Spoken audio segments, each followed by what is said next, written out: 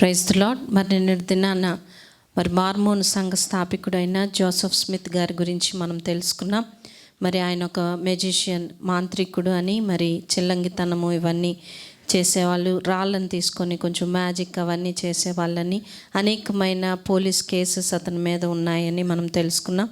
1820లో మరి heavenly visions ఆయనకి వస్తూ ఉన్నాయని, 1826లో మరి మరోని అనే ఏంజలు, మరి ఒక దేవదూత, మరోని అనే పేరు గల ఒక దేవదూత ఆయన దగ్గరికి వచ్చి మరి గోల్డ్ ప్లేట్స్ని ఆయనకి ఇచ్చినట్లు, ఆ గోల్డ్ ప్లేట్స్ మీద రాసినవి ఆయనకు అర్థం కాకపోతే ఒక కళ్ళజోడిచ్చి అవి చదవమన్నట్లు, దానిలో మార్మోన్ అనే వ్యక్తి గురించి రాసినట్లుగా మరి మనం తెలుసుకున్నాం.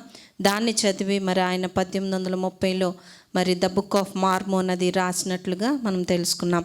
ఆయన అదే కాదు, మరి యోహాను, బాప్తిస్మిచ్చే యోహాను, యాకోబు, పేతురు, యోహానులు, శిష్యులైన యోహాను, వీళ్ళు కలిసి మరి వస్తే ఆయన సమక్షంలో అహరోను గారి యొక్క అభిషేకమును ఆయనకి ఇచ్చినట్లుగా మనం తెలుసుకున్నాం. మరి బహుభార్యలు ఆయనకున్నారని, మరి ఆయన యొక్క జీవితమే మరి సరి అయినది కాకుండా ఒక ఎగ్జాంపుల్ లైఫ్ లేని జీవితాన్ని ఆయన జీవించాడు. మరి అనేక మంది భార్యలను వివాహం చేసుకోవచ్చు అని చెప్పి మరి ఆయన చెప్పడం జరిగింది. మరి అనేక మంది ఆయన గురించి వ్యతిరేకంగా ఈయన ఇమ్మారల్ పర్సన్ అని చెప్పి చెప్పడం జరిగింది. అయితే ఒకానొక టైంలో ఎప్పుడైతే ఆయన జైల్లో ఉన్నప్పుడు 200 మంది ఆయన్ని అటాక్ చేసి ఆయనని చంపినట్లుగా మనం తెలుసుకున్నాం. ఆయన సక్సెసర్ అయిన బ్రిగ్హామ్ యంగ్ గారు, ఆయనకి బహుభార్యలు ఉన్నారు. మరి 55 మంది భార్యలు, 57 మంది పిల్లలు ఉన్నారు. మరి ఆయన సక్సెసర్గా ఉన్నారు. ఆ తర్వాత 1890లో మిల్ఫర్డ్ వుడ్రఫ్ గారు వచ్చి మరి ఈ యొక్క బహుభార్య తత్వం కాదు, ఏకపత్ని పురుషులుగా మీరు ఉండాలి అని చెప్పి మరి ఆ యొక్క రూల్ని, ఆయన పాలిగమీని క్యాన్సిల్ చేసినట్లుగా మనం తెలుసుకున్నాం. ఇంకా అనేకమైన సత్యాలను మరి మార్మోన్ గురించి, మార్మోన్ సంఘం గురించి మనం పాస్టర్ గారి ద్వారా ఈరోజు కూడా మనం తెలుసుకుందాం. హల్లెలూయా, దేవునికి స్తోత్రం కలుగును గాక. మరి ఇప్పటి వరకు పాస్టర్ గారు గడిచిన దినాల్లో మరి ఏమేమైతే విషయాల గురించి మనం ధ్యానించుకున్నామో వాటన్నిటి గురించి కూడా చెప్పడం జరిగింది, రీక్యాప్ చేశారు. మరలా నేను దాన్ని రీక్యాప్ చేసి టైం వ్యర్థపరచుకోవడం ఇష్టం లేదు. ఈరోజు కూడా మరికొన్ని సత్యాలను, భయంకరమైన సత్యాలను మార్మోను సంఘము విశ్వసించేది, మార్మోను సంఘ ప్రవక్తలు విశ్వసించే విషయాల్ని మనం తెలుసుకుందాం. మార్మోను సంఘం యొక్క ఫౌండర్ ఎవరండి? Joseph Smith. జోసెఫ్ స్మిత్ మొట్టమొదటి ప్రవక్తగాను, ఆ తర్వాత మార్మోన్ సంఘము అంటే the church of latter day సెయింట్స్గా పిలువబడుతున్న ఈ సంఘముని యొక్క ప్రెసిడెంట్స్ ఎవరైతే ఉన్నారో వారిని అందరినీ ప్రొఫెట్స్గా వారు విశ్వసిస్తారు, ప్రవక్తలుగా విశ్వసిస్తారు. ఈ ప్రవక్తలకి ఎప్పటికప్పుడు దేవుడు ఆయన యొక్క హెవెన్లీ విజన్స్ ఇవ్వడం, మరి క్రొత్త విషయాలు తెలపడం, వారి ద్వారా వచ్చేవన్నీ కూడా యెహోవా దేవుని దగ్గర నుంచి స్వయంగా వారు పొందుకుంటున్నారని చెప్పడం, ఇవన్నీ జరుగుతున్నాయి. మార్మోను బైబిల్ మాత్రమే కాదు, మార్మోను సంఘం 4 పుస్తకాలు విశ్వసిస్తారని చెప్పాను. ఏంటంటే 1 Bible, 2 the book of Mormon, 3 doctrines and covenants, 4 the pearl of great prize. ఈ 4 పుస్తకాల్లో ఉన్న వాటిని మాత్రమే కాదు వారు విశ్వసించేది. ఇంకా ఏం విశ్వసిస్తారంటే వాళ్ళ సంఘ ప్రెసిడెంట్కి దేవుడు ఇస్తున్న క్రొత్త రెవల్యూషన్స్ అన్నీ కూడా క్రొత్త లాసగా వాక్యాలని అమెండ్ చేస్తూ ఉన్నారు. వాళ్ళ యొక్క చట్టాలని, వాళ్ళ యొక్క పుస్తకాలని రకరకాలుగా కలుపుతూ ఉన్నారు. ఉన్నాయి తీసేస్తున్నారు, లేని కలుపుతున్నారు. 3900 టైమ్స్, మోర్ దెన్ 3900 టైమ్స్ వాక్యాలని వారు అమెండ్ చేశారు, కలిపారు, తీసాడు, ఉన్నాయి తీసాడు, లేక లేనిది క్రొత్త ఆజ్ఞ కలపడం, క్రొత్త రూల్ యాడ్ చేయడం. ఈ విధంగా మోర్ దాన్ 3900 టైమ్స్ రూల్స్ మార్చడం అనేది మార్మోన్ సంఘంలో జరుగుతూనే ఉంది. ఆ యొక్క రూల్స్ మార్చడం ద్వారా ఎలా రూల్స్ మార్చుతున్నారని అంటే దానికి ఒకటే ఆన్సర్ ఏంటంటే, మా ప్రవక్తకి దేవుడు చెప్పిన మాటలు క్రొత్తగా దేవుడు రివీల్ చేశాడు. మనకి బైబిల్లో 2000 సంవత్సరాల క్రితం బైబిల్ సీల్ అయిపోయింది. బైబిల్ కెనానైజేషన్ అయిపోయింది. బైబిల్ ఎప్పటి నుంచి ప్రారంభమైంది? 1400 BC నుండి. అంటే మోషే గారు ఆదికాండం రాసింది మోషే గారు కాబట్టి, మోషే గారు 1400 BC కాబట్టి 1400 BC నుండి 100 AD లోపల జరిగిన సందర్భాలన్నీ మొత్తం బైబిల్ రాయబడింది. అంటే 1400 BC టు 100 AD అంటే 1500 ఇయర్స్లో మొత్తం బైబిల్ కంప్లీట్ అయింది. కాబట్టి ఆ టైంలో రాసిన గ్రంథాలు ఇవి. మరి మార్మోన్కి అలా కాదు, ఇంకా ఇంకా ఇంకా వారి ప్రవక్తలకు చెప్తున్న మాటలన్నీ కూడా యాడ్ అవుతూనే ఉంటాయి. ఇంకా దేవుడు క్రొత్త రెవల్యూషన్స్ రివీల్ చేస్తూ ఉన్నాడు. మనం నమ్మేది ఏంటంటే, బైబిల్లో నుంచి ఒక మాట తీయడానికి వీల్లేదు, బైబిల్లోనికి ఒక మాట కలపడానికి వీలు లేదు. పరిశుద్ధాత్ముడు కూడా చేయడది. విషయం ఏంటంటే, ఇప్పుడు మనల్ని నడిపిస్తున్న పరిశుద్ధాత్ముడు కూడా యేసుక్రీస్తు ఏమి బోధించాడో వాటిలోనే చెప్తాడే తప్ప క్రొత్త వాటిని ఏమీ చెప్పడని యేసు ప్రభువే చెప్పాడు. కాబట్టి వారు మార్మోన్ సంఘస్థులు, the church of latter day saints వారు కూడా మేము కూడా క్రైస్తవులు అంటున్నారు. కానీ క్రైస్తవులు ఫాలో అవుతున్న బైబిల్కి శుద్ధ వ్యతిరేకమైన బోధలు వారిలో విపరీతమైన బోధలు ఉన్నాయి. ఆ యొక్క బోధలకి ఏమంటున్నారంటే, మా ప్రవక్తలకి మా దేవుడు రివీల్ చేస్తున్నాడు అన్న. అటువంటి విపరీతమైన బోధల్లో మరికొన్ని విపరీతమైన బోధలు ఈరోజు కూడా తెలుసుకుందాం. Joseph Smith the book of Mormon రాశాడు కదా. ఎక్కడి నుంచి రాశాడండి పుస్తకం? ఎలా రాశాడట? ఒక దూత, మరోని అనే ఒక దూత బంగారపు ప్లేట్స్ మీద అవి రాయించుకుని తీసుకొస్తే, ఇతనికి ఆ యొక్క భాష అర్థం కాక ఈ జోసెఫ్ స్మిత్కి ఆ భాషని తనకి అర్థం అవే ఇంగ్లీష్ లాంగ్వేజ్లో అర్థం చేసుకునే కల్జోడు ఒకటి ఇస్తే, ఆ కల్జోడు ద్వారా మొత్తం రాశాడు. ఓకే, బాగుంది. పోనీ ఆయనకి అర్థం కాలేదు. తర్వాత వచ్చే జనరేషన్స్కి ఆ బంగారపు ప్లేట్ల మీద దేవదూతల భాష ఏమైతే ఉన్నదో అది చూసే అవకాశం ఉందా? ఇప్పటికీ కూడా the church of latter day సెయింట్స్లో ఆ అర్థం కాని లిపి అయినటువంటి బంగారపు ప్లేట్ల మీద ఉన్న ఆ భాష ఉన్నదా అని ప్రశ్న అడిగితే వారు ఏమంటారు తెలుసా? వారు ఇచ్చిన ఆన్సర్, జోసెఫ్ స్మిత్కి దేవదూత చెప్పాడట, అవన్నీ నువ్వు రాసేసిన తర్వాత మళ్ళీ వెనక్కి ఇచ్చేయాలన్నాడట. ప్లేట్లో బంగారపు ప్లేట్లని మరలా దేవదూతకి వెనక్కి రిటర్న్ చేసేయాలట. మరోని అనే దేవదూత ఆ బంగారపు ప్లేట్లు పట్టుకెళ్ళిపోయింది. రాత లేదు, ప్లేట్లు లేవు. సో ఇవన్నీ కూడా ఇప్పుడు నేను రాసిందంతా నా మాటలేమి కాదు, ఇదంతా జోసెఫ్ స్మిత్ అంటున్న మాటలు. ఈ book of Mormon is the best book in the entire world. ప్రపంచంలోని అన్ని పుస్తకాల కన్నా శ్రేష్టమైన పుస్తకము నా మాటలు కాదు, స్వయంగా దేవుడు మరోని అనే దేవదూతతో పంపించిన మాటలు. నేను జస్ట్ ట్రాన్స్లేటర్ను మాత్రమే. ఆ హెవెన్లీ లాంగ్వేజో లేకపోతే అప్పుడున్న ఓల్డ్ ఈజిప్టియన్ లాంగ్వేజ్ అంటారు, ఆ భాషలు నాకు తెలియని భాషలు అయితే కళ్ళజోడు ద్వారా దాన్ని ట్రాన్స్లేట్ చేసేది మాత్రమే. మరి ఆ ప్లేట్లు అయ్యంటే దేవదూత పట్టుకెళ్ళిపోయాడు అన్నారు. ఇది వారి యొక్క ఉద్దేశం, వారి యొక్క మాటలు. ఇంకా కొన్ని భయంకరమైన విషయాలు కూడా ఈరోజు మనం తెలుసుకుందాం. తర్వాత విషయం ఏంటంటే, ఈ యొక్క లాటర్ డే సెయింట్స్ యొక్క సంఘ ప్రారంభికుడు ఎవరండి? Joseph Smith. భయంకరమైన రేసిస్ట్ అతను, భయంకరమైనటువంటి రేసిజం చూపించిన వాడు. ఇతడు వైట్ అమెరికన్. ఈ వైట్ అమెరికన్, ఈ యొక్క లాటర్ డే సెయింట్స్ సంఘము రిచ్ వైట్ అమెరికన్స్తో నింపబడిన సంఘం. మరి అమెరికాలో కొన్ని వందల సంవత్సరాల నుంచి ఒక గొడవ ఎప్పుడు మనకి ఎలాగైతే కుల వివక్షత ఎలాగైతే ఉందో, క్యాస్ట్ డిస్పారిటీ, అలాగే అమెరికాలో వైట్స్ అండ్ బ్లాక్స్ మధ్య అపార్థైడ్ సిస్టమ్ అనేవారు. అంటే ఇప్పుడంటే అది లేదు, కానీ ఇప్పుడు అందరూ కలిసిపోయారు. కానీ తెల్లవారిని నల్లవారు, నల్లవారిని తెల్లవారు చాలా దారుణంగా, అంటే నల్లవారిని బానిసలుగా చూసేవారు తెల్లవారు. నల్లవారిని పెద్ద హోటల్స్లోకి రానిచ్చేవారు కాదు, వారు ఏ స్థితిలో ఉన్నా సరే. ఈ యొక్క పోనీ అంతవరకు బయట ప్రజలు అలా చేస్తున్నారంటే, ప్రపంచంలోనే శ్రేష్టమైన సంఘము, అన్ని క్రైస్తవ సంఘాలు మలినమైపోయింది. మంద శ్రేష్టమైన సంఘం అనుకునే వాని యొక్క సంఘములో జోసెఫ్ స్మిత్ పెట్టిన రూల్ ఏంటో తెలుసా? Blacks are not allowed in this church. నల్ల జాతీయులు ఈ సంఘములో అలౌ చేయకూడదు. బైబిల్లో ఎక్కడన్నా ఉందండి? కానీ మన సంఘాలు ఉన్నాయి కొన్ని. మహాత్మా గాంధీ గారి యొక్క జీవితంలో ఒక సందర్భం జరిగింది. ఆయన విదేశాల్లో ఒక చర్చ్కి అటెండ్ అయినప్పుడు ఆయన తెల్ల జాతీయుడు కాదని చెప్పేసి చర్చ్లోంచి గెంటివేయబడ్డాడు. అది లాటర్ డే సెయింట్స్ చర్చ్ కాదు, మామూలు మన సంఘాలే, ప్రొటెస్టెంట్ సంఘాలే. అయితేనో మన సంఘాల్లో కూడా ఉందా అంటే బైబిల్లో లేదు, దుర్మార్గులైన క్రైస్తవుల్లో ఉంది. అంతవరకు ఎందుకండి, ఎక్కడో లాటర్ డే సెయింట్స్ లేకపోతే ఎక్కడో అమెరికా, యూరోప్లో, సౌత్ ఆఫ్రికాలో ఉన్న సంఘాల గురించి ఎందుకు, మన సంఘాలలో కూడా ఇప్పటికీ కూడా కొన్ని పల్లెటూరులో ఇది ఎస్సీ చర్చ్ అండి, ఇది బీసీ చర్చ్ అండి, ఇది ఓసీ చర్చ్ అండి అని పిలువబడే సంఘాలు కూడా దారుణమైనటువంటి బైబిల్కి వ్యతిరేకమైన సంఘాలుగా మనం చూడవచ్చు.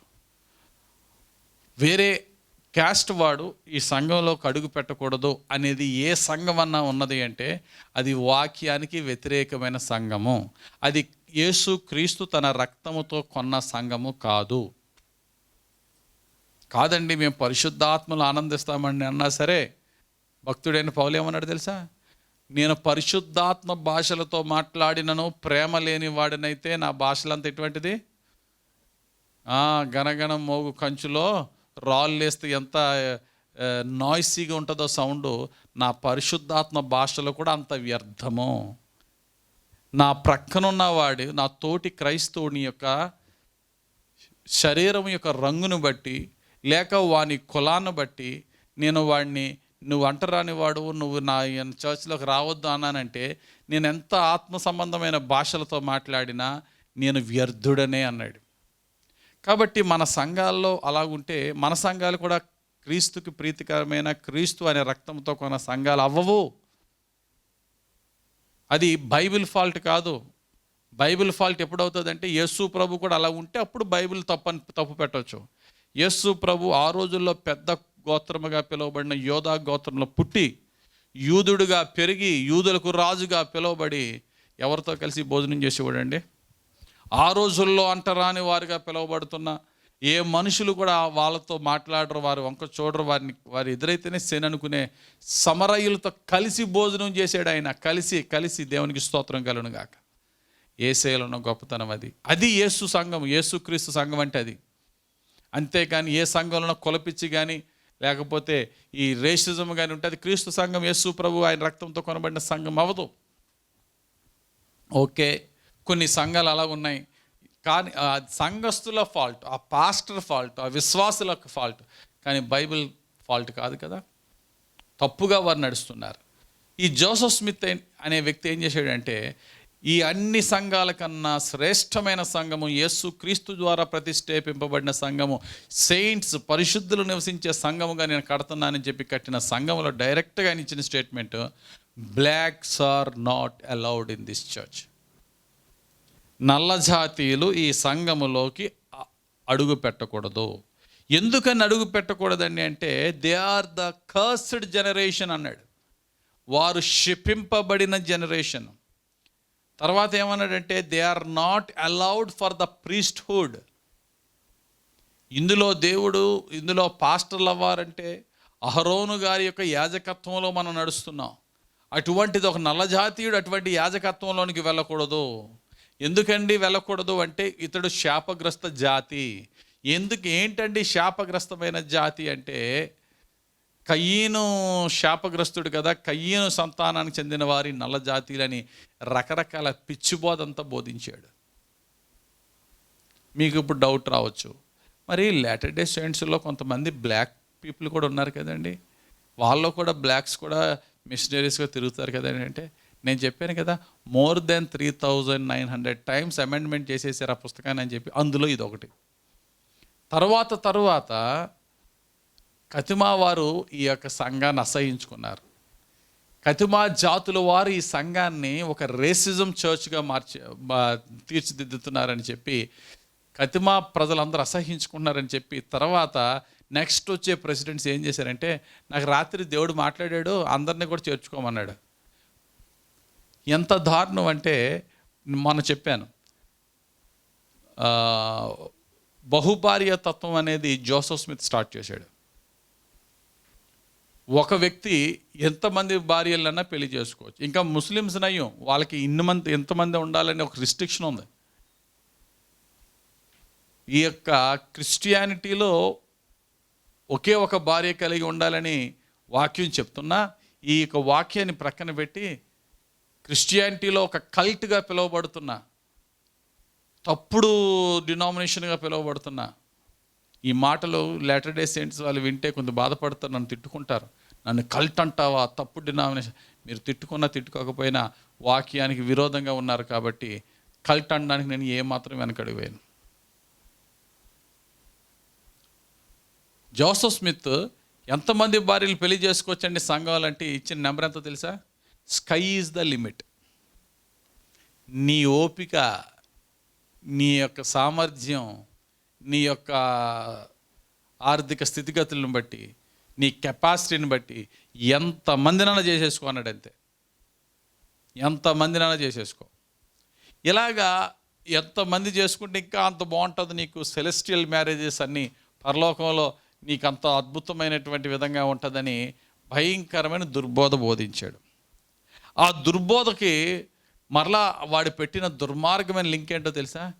Even our God is a polygamist అన్నాడు. మన దేవుడు కూడా అనేకమైన భార్యలు కలిగిన వాడు కనుక మనము కూడా భార్యలు కలిగి ఉండడం ఏమాత్రం తప్పు లేదు అని దుర్మార్గుడు బోధించాడు జోసెఫ్ స్మిత్. నేను చెప్పాను కదా వాడు ఎలా చనిపోయాడో.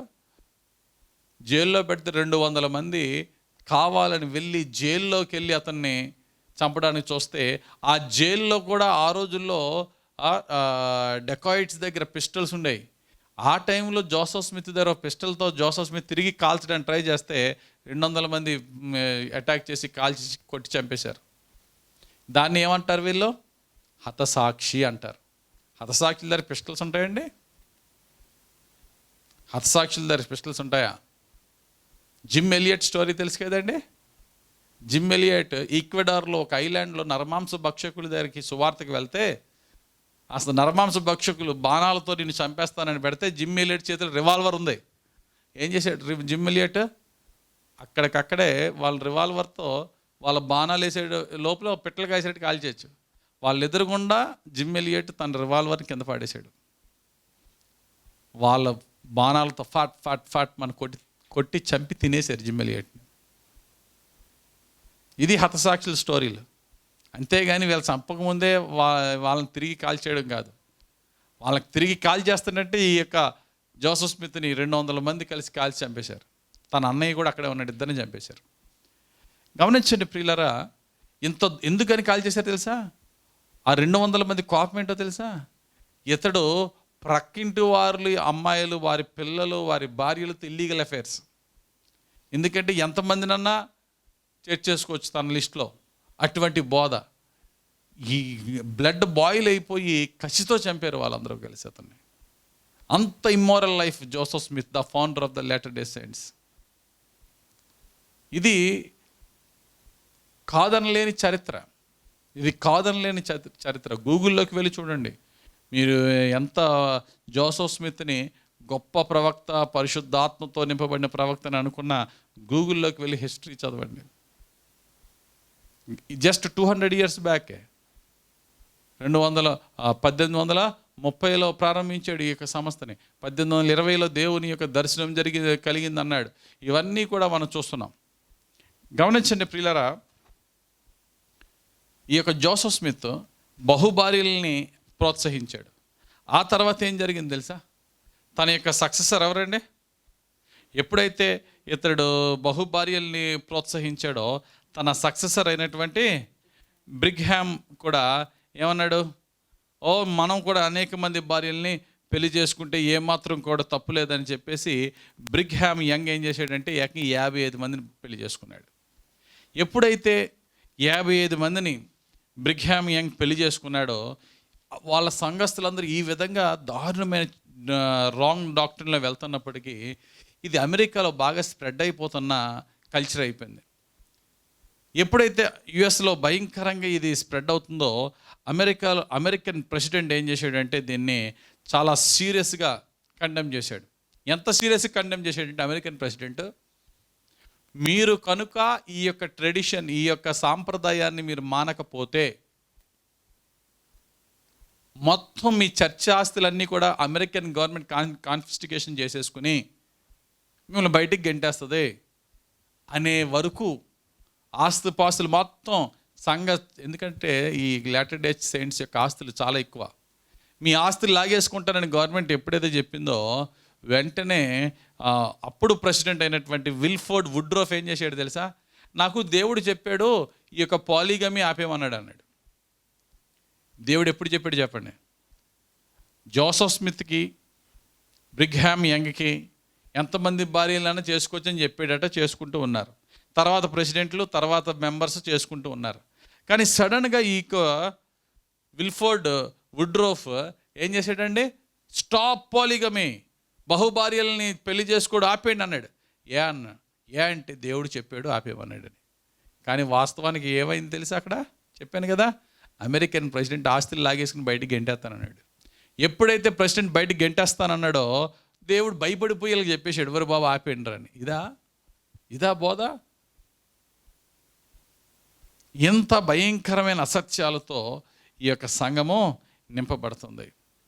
ఇంకా ఘోరమైన అసత్యం. మనం ఎందుకు క్రైస్తవ సమాజము ఈ మార్మోన్ సంఘాన్ని ఎందుకు బయటికి గెంటేయాలి, ఎందుకు మనం చేర్చుకోకూడదు అంటే, క్రైస్తవ వ్యతిరేకులు, క్రైస్తవులు కానివారు, వేరే మతస్థులు బైబిల్ని కానీ యేసు ప్రభువుని కానీ దూషిస్తే అది వారు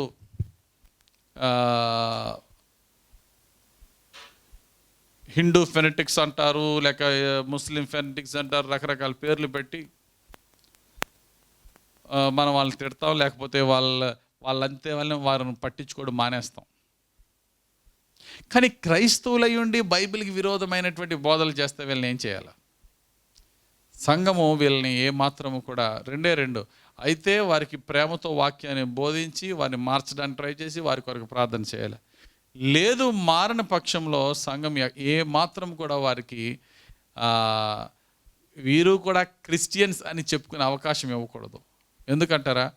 బైబిల్ని ఎంత దారుణంగా ఇంటర్ప్రిట్ చేశారంటే, యెహోవా దేవుడు మరియమ్మ గారితో శారీరకంగా కలవడం ద్వారా మ్యారిటల్ రిలేషన్ ద్వారా యేసు ప్రభు పుట్టాడు అనేది వారి బోధ.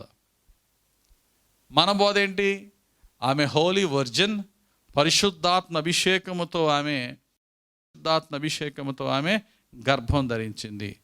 మరి వారి వర్షన్ కాదు, యెహోవా దేవుడే శరీర రూపంలో వచ్చాడు. ఎందుకంటే యెహోవా దేవుడు ఎవరో కాదు, ఒకప్పుడు ఆదామే. ఆయనే ఫ్లెష్ అండ్ బోన్స్తో వచ్చి మరియమ్మతో కాపురం చేయడం వల్ల యేసు ప్రభు పుట్టాడనే దుర్మార్గపు బోధ చేస్తూ మరలా వీరు ఏమంటున్నారండి? క్రిస్టియన్స్ మేము అని బోధిస్తున్నారు. ఇంకా వీరి దృష్టిలో ఏంటంటే, దేవుడు యెహోవా దేవుడే కాదట, చాలామంది దేవుళ్ళు ఉన్నారట. వారి దృష్టిలో ఎలోహీమ్ అనే ఆయన హీఈస్ ద ఫాదర్ గాడ్ అట, జెహోవా అనే ఆయన సన్ గాడ్ అట. మరి యేసు ప్రభు ఎవరండి అంటే, ఎలోహీమ్ అంటే ఏంటి అర్థం అండి? హీబ్రూలో ఎలోహీమ్ అంటే the plural word of God, దేవుడు అనే మాట అంతే. ఎలోహీమ్ అనేది ఫాదర్ అట, జెహోవా అనేది ఏమో సన్ అట. మరి యేసు ప్రభు ఎవరండి అంటే, యేసు ప్రభు అసలు దేవుడే కాదు, ఆయన దేవుడు తర్వాత అయ్యాడు అన్నారు. ఎలాగా? యేసు ప్రభు మనిషి పవిత్రంగా జీవించడం ద్వారా, పునరుద్ధానము ద్వారా ఆయన దేవుడు అయ్యాడు. మరి మనము కూడా పవిత్రంగా జీవించడం ద్వారా after our resurrection we also will become gods. ప్రతి మనిషి దేవుడు అవుతారు. కాబట్టి వారి మతం ఏం చెప్తుంది తెలుసా? మోనోథియిజం కాదు, పాలిథియిజం. అంటే మెనీ గాడ్స్. ఇటువంటి బోధలు బోధిస్తున్న వాళ్ళని మనం క్రిస్టియన్ అని వారు ఎలా చెప్పుకుంటున్నారో మనం వాళ్ళని ఎలా అంగీకరించగలం? మరొక భయంకరమైన దుర్బోధ ఏంటో తెలుసా? Jesus is the brother of Lucifer అట. వారి యొక్క బోధ ఇవన్నీ కూడా వారి డాక్ట్రిన్స్ అండి, వారి బోధలు. ఒకవేళ వారి యొక్క డాక్ట్రిన్స్ లేదంటే వాళ్ళ యొక్క ప్రెసిడెంట్స్, వారి యొక్క సంఘ పెద్దలు, జోసెఫ్ స్మిత్ తర్వాత సక్సెసర్స్ అయినటువంటి బ్రిగ్హామ్ యంగ్ కానీ, తర్వాత నెక్స్ట్ వచ్చిన ఈ ప్రెసిడెంట్స్, వారు స్వయంగా దేవుని ద్వారా ప్రవచనం బోధించారని చెప్తున్న వారు చెప్తున్న ఘోరమైన బోధ. యేసు ప్రభు ఎవరట? లూసిఫర్ యొక్క బ్రదర్ అట. మనకి పరలోకపు తండ్రి, పరలోకమందున్న మా తండ్రి అని యెహోవా దేవుని మనం ప్రార్థన చేస్తాం కదా, వాళ్ళ బోధలో పరలోకపు తండ్రితో పాటు పరలోకపు తల్లి కూడా ఉందంట. ఆ పరలోకపు తండ్రికి పరలోకపు తల్లికి పిల్లలు పుట్టారట. సో ఇవన్నీ మనం చెప్పుకోవడానికి కూడా బాధాకరం, అయినప్పటికీ చెప్పవలసి వస్తుంది. ఎందుకో తెలుసా? కొంతమంది అమాయక క్రైస్తవులు ఈ యొక్క సంఘాలకు వెళ్ళి ఆ సంఘాల్లో చాలా మంచి ఫెసిలిటీస్ ఉన్నాయి. నాకు తెలిసిన ఒక సాక్ష్యం చెప్తున్నాను. మా ఇంటికి ఒక అబ్బాయి వచ్చేవాడు, కంప్యూటర్ బాగు చేసేవాడు. కంప్యూటర్ బాగు చేసే అబ్బాయి, క్రిస్టియన్ కాదు, హిందూ అయితే ఒకసారి మరి ఈ మర్మోన్ వాళ్ళు ఎలా పరిచయం అయ్యారు. ఒకసారి వచ్చాడు, ఇలాగా మార్మోన్ చర్చికి వెళ్ళానండి అని చెప్పాడు. ఆ తర్వాత ఎప్పుడుకో కానీ రాడు. అందులో ఇప్పుడు బాగా యాక్టివ్ మెంబర్ అయిపోయి బాప్టిజం కూడా తీసేసుకోవడం వల్ల ఇంకా ఏమైందంటే ఆ అబ్బాయికి అసలు ఇక్కడ ఒక డిగ్రీ లేదు, ఒక చదువు లేదు, కష్టం, ఏదో చిన్న చిన్న హార్డ్వేర్ రిపేర్లు కట్ట చేసుకుంటున్నాడు. అందులో మెంబర్ అవ్వడం వల్ల ఎంతవరకు ఆ అబ్బాయి ఎదిగాడంటే ఈ రోజున అమెరికాలో మంచి స్థితిలో ఉన్నాడు. వాళ్ళే తీసుకెళ్ళిపోయారు సంఘం, మార్మోన్ సంఘం, ఎందుకంటే రిచెస్ట్ చర్చ్ అది. ఇటువంటి ప్రలోభాలకు లోనయ్యి దేవుని యొక్క సత్యం కాదు, సంఘం ఏం చెప్తుందో, సంఘం ఇస్తున్న బెనిఫిట్స్ ఏంటో నేను అంటాను. ప్రియులరా, యథార్థంగా నీతిగా బ్రతకాలి. దేవుని వాక్యం చెప్తుంది, నీతి నిమిత్తము ఆకలి దప్పులు గలవారు ధన్యులు, వారు తృప్తిపరచబడుదురు. క్రైస్తవ్యం అనేది డబ్బులకు అమ్ముడైపోయేది కాదు. కొంతమంది హిందువులు అంటారు అమెరికా డబ్బుతో ఆకర్షించి అనేకులను మత మార్పులు చేస్తున్నారు. నో, కావాలంటే ఆకలితో చచ్చిపోవాలి, కానీ దేవుని వాక్య సత్యం నుంచి పక్కకి వెళ్ళకూడదు. ఈ మర్మోన్ సంఘములో ఎక్కువ ఆకర్షణలు, ఎక్కువ గిఫ్ట్లు, ఎక్కువ రకరకాలైనటువంటి ఇన్సెంటివ్స్, రకరకాలైనటువంటి పర్క్స్, లోపల రకరకాలైనటువంటి అవకాశాలు ఆ సంఘంలోనికి వెళ్తాయి. కానీ అది సత్యమా కాదు, మేము మా సంఘ డాక్ట్రిన్ ప్రకారంగా వెళ్తున్నామా లేదా. కాబట్టి ప్రతి క్రైస్తవునికి నేను చెప్పేది ఏంటంటే, వాళ్ళు ఇచ్చే ఆకర్షణలతో పాటు నరకానికి పోతావా? దేవుని వాక్య సత్యాన్ని గట్టిగా పట్టుకుని అటువంటి ఆకర్షణలకు దూరంగా ఉండి దేవుని కొరకు నిత్యము చివరి శ్వాస వరకు సత్యంలో బ్రతికి హెవెన్లో ప్రవేశిస్తావా అనేది ప్రశ్న ఎప్పటికప్పుడు మనం వేసుకోవాలి, అటువంటి ఆకర్షణ మన ముందున్నప్పుడు. కాబట్టి ప్రియులారా, ఇంకా వీరి యొక్క భయంకరమైన బోధ, మరొక భయంకరమైన బోధ ఏంటో తెలుసా? They believe that Jesus got married. యేసు ప్రభుకి వివాహ పెళ్ళి అయిందని. యోహాను సువార్త 2వ అధ్యాయంలో కానా పెళ్ళి ఎవరిదో కాదట, యేసు ప్రభు పెళ్ళి అటది. కానాలో జరిగిన పెళ్ళి ఉన్నది కదండి, నీలం ద్రాక్ష రసంగా మార్చింది, అది ఎవరిదో కాదు, యేసు ప్రభు పెళ్ళి అని. అరే, యేసు ప్రభు వారి శిష్యులు మరియమ్మ ఆహ్వానింపడ్డారంటే ఎవరి పెళ్ళి కన్నా పెళ్లి కొడుకుని ఆహ్వానిస్తారండి? What a funny thing. ఇది వాళ్ళ యొక్క ప్రెసిడెంట్స్ యొక్క బోధ. ఇంకా ఘోరమైనది ఏంటంటే, కొన్ని అదర్ సోర్సెస్ ఏం చెప్తుందంటే, యేసు ప్రభు మేరీ మగ్దలేన్ని, మరియ అక్క అయినటువంటి మార్తని ముగ్గురిని పెళ్లి చేసుకున్నాడట యేసు ప్రభు. ఎంత ఘోరమైన బోధ చెప్తుంటే వింటుంటే మనకి ఎంత కోపం వస్తుంది ఇటువంటి బోధలను బట్టి. బైబిల్లో ఎక్కడుంది? ఏమన్నా ఒక ఆధారం ఉందండి? ఏదన్నా ఒక ఆధారం ఉందా? దుర్మార్గపు బోధ. అయితే ఇందులో మరలా ఈ జోసెఫ్ స్మిత్ అనేవాడు చనిపోయిన తర్వాత 20 సంవత్సరాలకి సంఘంలో స్ప్లిట్ వచ్చింది. ఇప్పుడు ముస్లిం మహమ్మద్ చనిపోయిన తర్వాత షియా సున్నీలు ఎలాగైతే విడిపోయి మహమ్మద్ యొక్క రక్త సంబంధులు సక్సెసర్స్ అవ్వాలని, లేక మహమ్మద్ యొక్క నమ్మకమైన శిష్యులే మహమ్మద్ తర్వాత వారసులు అవ్వాలని వీళ్ళిద్దరి మధ్య ఎలా దెబ్బలాట్లు కలిగినాయో, సేమ్ అలాగే జోసెఫ్ స్మిత్ చనిపోయిన తర్వాత జోసెఫ్ స్మిత్ తర్వాత సక్సెసర్స్, అతని బోధల్లో నడుస్తున్న నెక్స్ట్ అసిస్టెంట్ అతని సక్సెసర్ అని కొంతమంది, లేదు జోసెఫ్ స్మిత్ కొడుకు సక్సెసర్ అవ్వాలని కొంతమంది, ఇలా గొడవలు 2 కింద విడిపోయింది సంఘం. కొంతమంది రివైజ్డ్ లాటర్ డే సెయింట్స్ అని, కమ్యూనిటీ బేస్డ్ చర్చ్ అని రకరకాల పేర్లు పెట్టి విడిపోయారు. మరి కొంతమంది లాటర్ డే సెయింట్స్ అని, కొంతమంది ఇవి బిలీవ్ చేస్తున్నారు, మరి కొంతమంది ఇవి బిలీవ్ చేయట్లేదు. అందులో కూడా మరలా స్ప్లిట్ ఉంది. ఈ విధమైనటువంటి దారుణమైన బోధ. గెత్సెమనే తోటలో యేసు ప్రభు చెమట రక్తపు బిందుగా కారినట్టుగా బైబిల్లో ఉంది. దానితో అయిపోయింది యేసు ప్రభు అటాన్మెంట్. యేసు ప్రభు సిలువను వారు అంగీకరించారు. మీరు చూడండి, లాటర్ డే సెయింట్స్ చర్చ్కి ఎక్కడికైనా వెళ్ళండి, you couldn't find cross in any church of latter day saints. Mormon సంఘం ఏ సంఘానికి వెళ్ళిన అందులో సిలువ కనబడదు, సిలువ ఎక్కడ ఉండదు. ఆయన సిలువ యేసు ప్రభు కొయ్యి మీద వేలాడాడు అంటారు, కానీ సిలువను అలా పట్టించుకోరు వారు. బైబిల్లో ఎన్నిసార్లు స్పష్టంగా సిలువను రాయబడినా సరే కూడా ఎక్కడ కూడా క్రాస్ యొక్క సింబల్ని వారు చూపించరు, వారు పెట్టుకోరు. అంతేకాదు, ఇంకా ఘోరం ఏంటో తెలుసా, యేసు క్రీస్తు యొక్క రక్తము మన ప్రతి పాపముల నుండి మనల్ని పవిత్రులుగా చేయనని యోహాను రాసిన మొదటి పత్రిక 1వ అధ్యాయం 7వ వచనంలో ఉంటుంది. దాన్ని వారు ప్రక్కన పెట్టి ఏమంటారు తెలుసా, యేసు ప్రభు రక్తం మన పాపముల కొరకు చిందించడం కరెక్టే కాదనట్లేదు, మన రక్తము కూడా చిందింపబడి మనము కూడా మన రక్తాన్ని చిందించి మన యొక్క సమస్త అపవిత్రత నుంచి మనం విడుదల పొందాలని వారు నమ్ముతారు.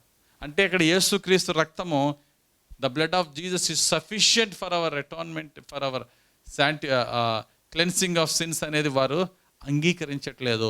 దానివల్ల వారు నిజమైనటువంటి రక్షణకు దూరం అవుతున్నారు. గమనించండి ప్రియులారా, ఇంకా వారి యొక్క బోధనలో మరికొన్ని, నా మాటలు ముగిస్తున్నాను, సమయం అయిపోయింది. మరికొన్ని బోధలు ఏంటంటే, యేసు ప్రభు యొక్క సెకండ్ కమింగ్, యేసు ప్రభు రెండో రాకడలో వచ్చినప్పుడు ఎక్కడ వస్తాడట, డైరెక్ట్గా అమెరికాలో ల్యాండ్ అవుతాడట. ఆయన నూతన యెరూషలేముగా ఇక అమెరికా ప్లేస్నే ఆయన యొక్క మిలీనియంలో కూడా చీఫ్ ఆఫీస్గా తన అమెరికా దేశంలో ఆయన ల్యాండ్ అయ్యి అక్కడి నుండి ప్రపంచం అంతటిని ఏళ్తాడని ఆ యొక్క లాటర్ డే సెయింట్స్ నమ్ముతారు. ఇంకా ఘోరమైనటువంటి సిద్ధాంతం ఏంటంటే తెలుసా అండి, ఈ లాటర్ డే సెయింట్స్లో బాప్టిజం ఫర్ ద డెడ్. ఇది చాలా దారుణమైంది. ఏంటి దారుణమైనది? ఓ దుర్మార్గుడు ఉన్నాడు, లాడెన్ లాంటివాడు చచ్చిపోయాడు. లాడెన్ వాడి జీవితంలో కొన్ని వేల మందిని చంపిన దుర్మార్గుడు. కానీ ఆ లాడెన్ యొక్క మనవడో మనవరాలో మునుమనవడో ఎవడో ఒకడో లాటర్ డే సెయింట్స్లో వచ్చి మెంబర్షిప్ తీసుకున్నాడు అనుకోండి, అర్థమవుతుందా? దుర్మార్గుడైన లాడెన్నో, సద్దాం హుస్సేనో, గడాఫియో, దుర్మార్గులు ఎవరు ఉన్నారు కదా, వాళ్ళ యొక్క తరపున ఎవరో ఒకరు ఈ మర్మోన్ సంఘంలో బాప్టిజం తీసుకున్న వ్యక్తి ఒకడు ఉన్నాడు అనుకోండి. ఇప్పుడు ఆ వ్యక్తి ఏం చేస్తాడంటే, మా తాత లాడెన్ చచ్చిపోయాడు, కానీ చాలా దుర్మార్గంగా చచ్చిపోయాడు, నరకానికి వెళ్ళిపోతాడేమో భయం వేస్తుంది, ఇప్పుడు మా తాతను రక్షించాలంటే అలాగా. అప్పుడు వాళ్ళు ఏం చేస్తారంటే లాడెన్కి బాప్తిసం ఇస్తారు. ఎవడో చచ్చిపోయిన చాలా సంవత్సరాల క్రితం చచ్చిపోయిన లాడెన్ అనేవాడు, లేకపోతే ఎక్స్ అనేవాడు దుర్మార్గుడు, వాడికి ఇప్పుడు మరలా బాప్టిజం ఇస్తారు. చచ్చిపోయినోడికి బాప్టిజం ఎలాగిస్తారండి అంటే, ఎవరైతే ఆ వ్యక్తిని రిప్రజెంట్ చేస్తున్నారో ఆ వ్యక్తి పేరు కొన్ని రోజులు లాడెన్ కింద మార్చుతారు. మా తాతేనండి, మా తాతకి బాప్టిజం ఇవ్వండి అంటే ఓకే సరే, అయితే కొద్దిసేపు నువ్వే మీ తాత అనుకో, కొద్దిసేపు అతని యొక్క స్పిరిట్, అతని యొక్క ఆత్మ నీలో ఉన్నదనుకో, నీ పేరే మీ తాత పేరు అనుకో, నీ పేరు మర్చిపో అని చెప్పేసి పేరు, చచ్చిపోయినోడి పేరు ఈ బ్రతికున్నవాడికి పెట్టి, ఈ బ్రతికున్నవాడికి బాప్టిజం మరలా ఇచ్చి మీ తాతకి బాప్టిజం వచ్చేసింది అన్నారు. అంతే. దీనివల్ల లాభం ఏంటండి అంటే, యేసు ప్రభు రెండో రాకడలో పునరుద్ధానం జరిగినప్పుడు మీతో పాటుగా పరిశుద్ధులలో ఒక పరిశుద్ధుడిగా చచ్చిపోయిన దుర్మార్గుడు లేపబడతాడు. ఎందుకంటే నువ్వు ఆ దుర్మార్గుడి గురించి బాప్టిజం తీసుకున్నావు కాబట్టి. ఇది దారుణమైన బోధ, బైబిల్కి వ్యతిరేకమైన బోధ. ఇంకా ఆ యొక్క మార్మోన్ సంఘంలో హోలీ గార్మెంట్ అని అమ్ముతారు. ఇంకా గౌరవంగా ఏంటంటే హోలీ అండర్వేర్స్, లోపల వేసుకున్న లో దుస్తులు వారు అమ్ముతారు. ఎందుకంటే వాళ్ళ పాపం చేయకుండా ఆ యొక్క బట్టలు కాపాడుతాయట. హోలీ గార్మెంట్స్ అని వారు అమ్ముతారు. ఇవన్నీ కూడా ఘోరమైన, భయంకరమైన, బైబిల్కి వ్యతిరేకమైన బోధలు. ప్రియులరా, విన్నారు కదా, చాలా విషయాలు ఈరోజు నిన్న మొన్న కూడా వింటూనే ధ్యానిస్తూనే ఉన్నాం. మరి ఇన్ని భయంకరమైన బోధల్లో ఉంటున్న వీరిని మనము క్రైస్తవులుగా అంగీకరిస్తామా, అంగీకరించాలా అనే ప్రశ్న అడిగితే, క్రైస్తవులు కాదు కదా, హిందువులుగాను ముస్లింలుగా కూడా వీరు పనికిరారు. హిందువులు వారికున్న హిందూ ధర్మంలో వారికున్న నీతిని, ముస్లిం ధర్మంలో వారికున్న నీతిని, క్రైస్తవ ధర్మంలో వారికున్న నీతిని కంపేర్ చేస్తే, యెహోవా సాక్షుల్లో వారికున్న నీతిని కంపేర్ చేస్తే, అందరికన్నా అట్టడుగున మోరల్స్ కలిగిన వారు, దుర్మార్గపు మోరల్స్ కలిగిన వారు మర్మోను సంఘం అని చెప్పడానికి మనం సందేహించడానికి ఏ మాత్రము కూడా సందేహించకుండా మనం చెప్పొచ్చు. ఈ మాటలు మర్మోను సంఘం వింటున్న మెంబర్స్ వింటే అది వారికి బాధ కలిగించవచ్చు.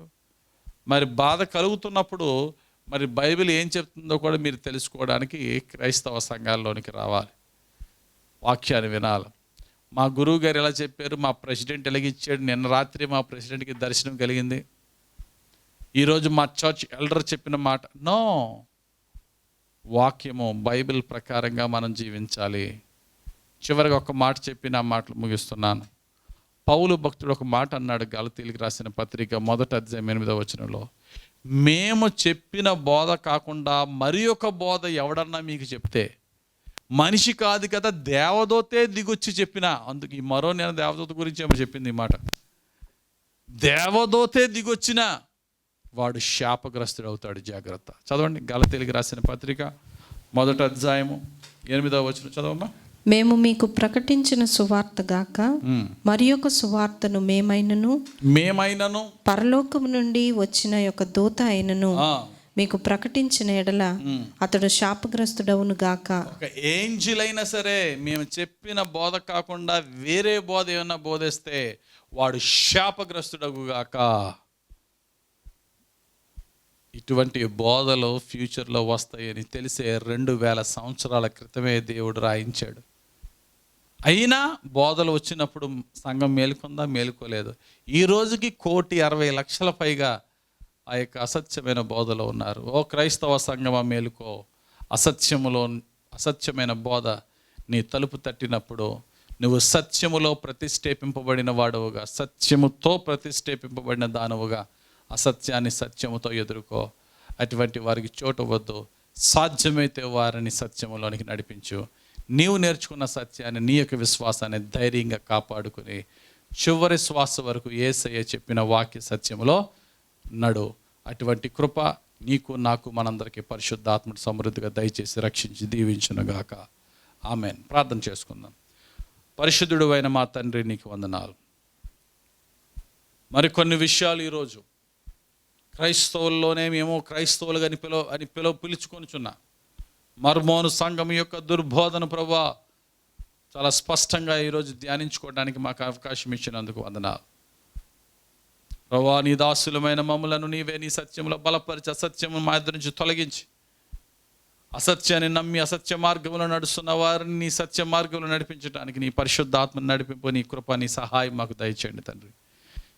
ఏ దుష్టుడు, ఏ దుర్మార్గుడు మమ్మల్ని తాకలేని విధంగా నీ పరిశుద్ధాత్మ అగ్ని కంచి మాకు వేయండి తండ్రి. ఇదే సమయంలో మర్మోను సంఘములో ఉన్న సుమారు 1,20,00,000 మంది పైగా ఉన్న విశ్వాసుల కొరకు ప్రార్థన చేస్తున్నాను. నీ చిత్తమైతే నీ దయ చూపి వారికి నీ సత్యాన్ని బోధించి నీ పరిశుద్ధాత్మ కార్యముతో వారిని రక్షించండి. అందులో అనేక మంది చాలా మంచి వారు, ప్రేమ కలిగిన వారు ఉన్నారు ప్రభువా. వారిపై నీవే దయ చూపండి ప్రభువా, నీవే జాలి చూపండి ప్రభువా. ఒకడు తండ్రి చేత ఆకర్షింపబడితేనే కానీ యేసుక్రీస్తుని ఎవడు వెంబడించలేడని నీ వాక్యం ద్వారా మేము తెలుసుకొని ఉన్నాం తండ్రి. నీ చిత్తమైతే మర్మోన సంఘాన్ని నాయన నీవే ఆకర్షించుకుని అసత్యంలో నుండి సత్యంలో నడిపించి నీ కృపలో రక్షించి దీవించమని కోరుచున్నాం. నీ పరిశుద్ధాత్మతో మమ్మల్ని అందరిని బలపరచమని రాత్రి ప్రార్థనలో పాల్గొన్న ప్రతి ఒక్క నీ కుమార్తెను, నీ కుమారుణ్ణి, ప్రతి వ్యక్తి యొక్క కుటుంబాలను, మా గృహాలను, మా కుటుంబాలను మమ్మల్ని అందరిని దీవించమని, అనుదిన వాక్య ధ్యానాలు నీ పరిశుద్ధాత్మ వాక్య సత్యాలతో ఫలింపచేయమని కృపగల దేవుడని యేసుక్రీస్తు వారి పరిశుద్ధ నామంలోనే ప్రార్థించి వేడుకొనుచున్నాము మా పరమ తండ్రి. ఆమెన్. పరలోకమందున్న మా తండ్రి, నీ నామం పరిశుద్ధపరచబడునుగాక, నీ రాజ్యం వచ్చునుగాక, నీ చిత్తం పరలోకమందు నెరవేర్చున్నట్లు భూమి యందు నెరవేరునుగాక. మా అనుదిన ఆహారం నేడు మాకు దయచేయము. మళ్ళీ అపరాధములు చేసిన వారిని మేము క్షమించి ప్రకారం అపరాధములను క్షమించము. మమ్మల్ని శోధనలోనికి తేక దృష్టి నుండి తప్పించము. రాజ్యము, శక్తి, మహిమ నిరంతరము నీవై ఉన్నవి తండ్రి. ఆమెన్. పరమ తండ్రి అని యెహోవా దేవుని దక్షిణ హస్తము, రక్షకుడిని యేసుక్రీస్తు వారి కల్వరి శిలువ రక్తము, ఆదరణకర్త అయిన పరిశుద్ధాత్మ దేవుని పరిశుద్ధాత్మ అభిషేకము మనందరిపై దిగి వచ్చి మనలను, మన ప్రార్థనలను దీవించి ఫలింపచేసి అనేకులను మార్మోను సంఘం నుండి, యెహోవా సాక్షుల సంఘం నుండి పరిశుద్ధాత్ముడు నిజమైన సత్యములోనికి నడిపించి నిజ క్రైస్తవులుగా రక్షించి దీవించునుగాక. Amen, amen, amen. God bless you. అందరికీ వందనాలు. Praise the lord.